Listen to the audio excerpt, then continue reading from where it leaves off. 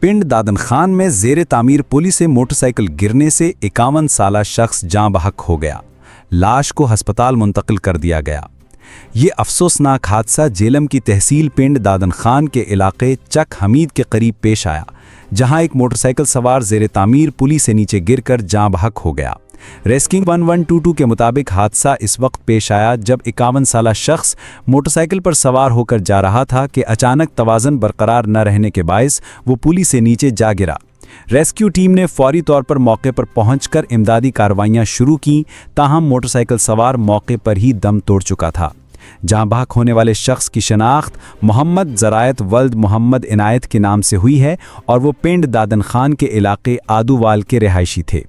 Rescue team ने मुतवफ़ी की लाश को तहसील हेडक्वार्टर अस्पताल पिंड दादन खान मुंतकिल कर दिया है।